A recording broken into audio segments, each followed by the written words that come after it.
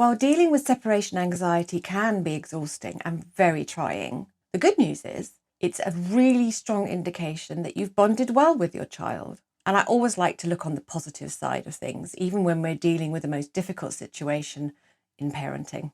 Separation anxiety can occur as early as 4 to 6 months, although that is incredibly rare.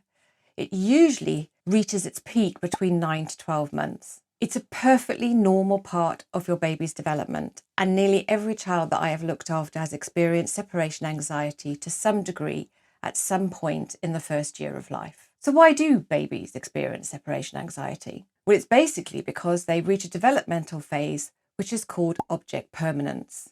That means they are aware when an object falls on the floor, for instance, they might look for it, but when a person, you especially, leaves the room, or any other person they are particularly close to, their primary carer, leaves the room and is out of sight, they then are aware that you still exist.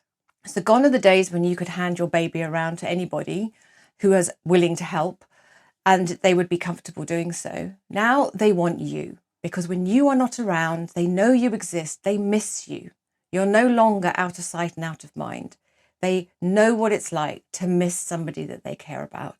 And the big thing for them, and why they have separation anxiety, is because they're not sure when you're coming back. So what are the major signs of separation anxiety in a baby, so that you know that this is actually what's happening and so that you can address it? So the first and most obvious sign is that when your baby might have been happy for you to be left in a room in their crib or just playing on their mat, and you walked out the room for a couple of seconds or half a minute, that they would be absolutely fine. Now those days have gone. They'll become more clingy.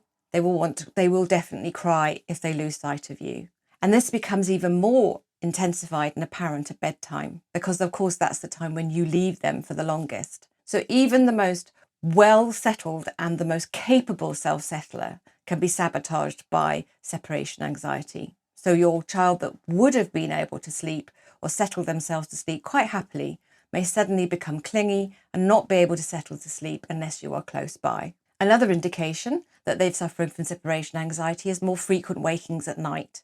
This follows suit really, because if they could wake up initially and fall back to sleep again without needing you, now when they wake up, they're going to miss you. And the first thing they're going to do is they're going to want you. And so you're going to be more aware of their night waking, because when they wake, they will cry for you, whereas before they might have self-settled and gone back to sleep. So more frequent night wakings are definitely an indication that your little one is going through a phase of separation anxiety. Another thing you might notice is shorter daytime naps. Again, for the same reason that they were waking up at night, not being able to self-settle. At nap time, they're going to come to and they're not going to be able to go back to sleep again. And during the day, that's really hard for them to resettle into a proper sleep or for you to resettle them. So ultimately, nap times are going to become shorter.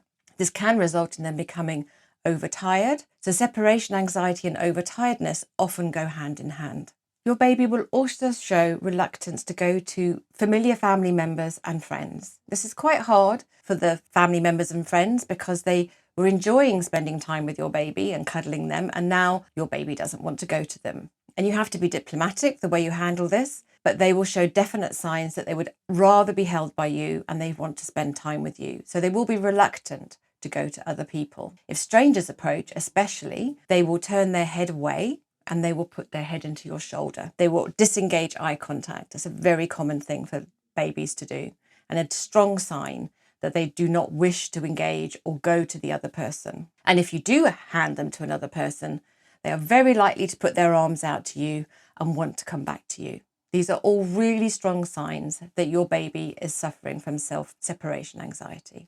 And finally, and it's really worth mentioning this one, because you will need to step in. If your babies experience a phase of separation anxiety, you'll find that they will not be able to be settled, especially if they are distressed, tired, hungry, unwell, by anybody other than you. So if you have a regular babysitter, for instance, and they wake up while you're out, the chances are that babysitter's really going to struggle to settle them, because the only person they really want at times like that is going to be you.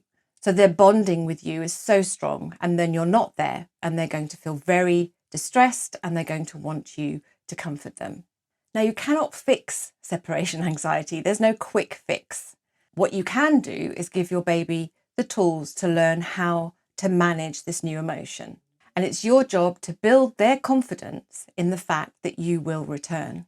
You have to be patient, you have to be loving, and you have to be supportive. And very gradually teach them how to be comfortable away from you and feel okay and confident in the fact that you will always return.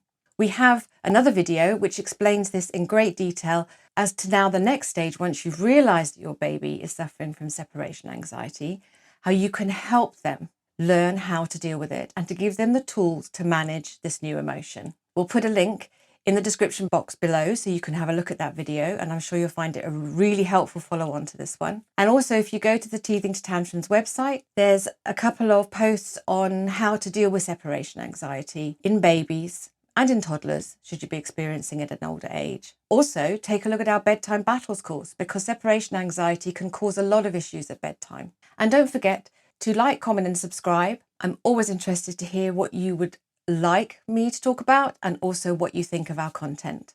So I look forward to seeing you another time. Thank you.